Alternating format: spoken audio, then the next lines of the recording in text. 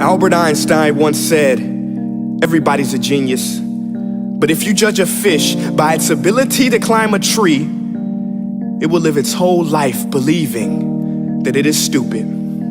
Ladies and gentlemen of the jury, today on trial we have modern day schooling. Glad you could come. Not only does he make fish climb trees, but also makes them climb down and do a 10-mile run. Tell me, school, are you proud of the things you've done? Turning millions of people into robots, do you find that fun? Do you realize how many kids relate to that fish? Swimming upstream in class, never finding their gifts, thinking they are stupid, believing they are useless? Well, the time has come, no more excuses. I call school to the stand and accuse him of killing creativity, individuality, and being intellectually abusive. He's an ancient institution that has outlived his usage. So, Your Honor, this concludes my opening statement, and if I may present the evidence of my case, I will prove it. Proceed. Exhibit A. Here's a modern day phone. Recognize it? Here's a phone from 150 years ago. Big difference, right? Stay with me. Here's a car from today, and here's a car from 150 years ago. Big difference, right? Well, get this. Here's a classroom of today, and here's a class we used 150 years ago. Now, ain't that a shame? In literally more than a century, nothing has changed.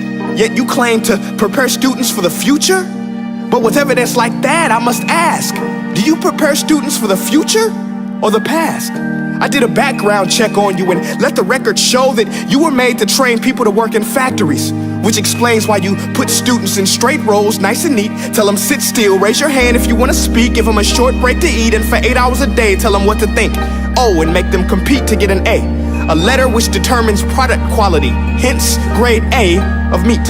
I get it. Back then, times were different. We all have a past. I myself am no Gandhi. But today, we don't need to make robot zombies. The world has progressed, and now we need people who think creatively, innovatively, critically, independently, with the ability to connect. See, every scientist will tell you that no two brains are the same, and every parent with 2 or more children will confirm that claim. So please explain why you treat students like cookie cutter frames or snapback hats, giving them this one-size-fits-all crap. Watch your language. Sorry, Your Honor, but if a doctor prescribed the exact same medicine to all of his patients, the results will be tragic. So many people would get sick, yet when it comes to school, this is exactly what happens, this educational malpractice, where one teacher stands in front of 20 kids, each one having different strengths, different needs, different gifts, different dreams, and you teach the same thing the same way? That's horrific. Ladies and gentlemen, the defendant should not be acquitted. This may be one of the worst criminal offenses ever to be committed. And let's mention the way you treat your employees. Objection. Overruled. I want to hear this. It's a shame. I mean, teachers have the most important job on the planet, yet they're underpaid? No wonder so many students are short-changed. Let's be honest, teachers should earn just as much as doctors, because a doctor can do heart surgery and save the life of a kid, but a great teacher can reach the heart of that kid and allow him to truly live. See, teachers are heroes that often get blamed, but they're not the problem. They work in a system without many options or rights. Curriculums are created by policymakers, most of which have never taught a day in their life. Just obsessed with standardized tests. They think bubbling in a multiple choice question will determine success. That's outlandish. In fact, these tests are too crude to be used and should be abandoned, but don't take my word for it.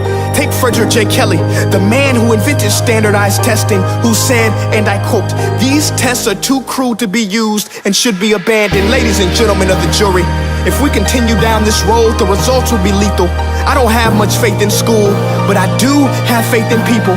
And if we can customize healthcare, cars, and Facebook pages, then it is our duty to do the same for education, to upgrade it, change it, do away with school spirit, because that's useless.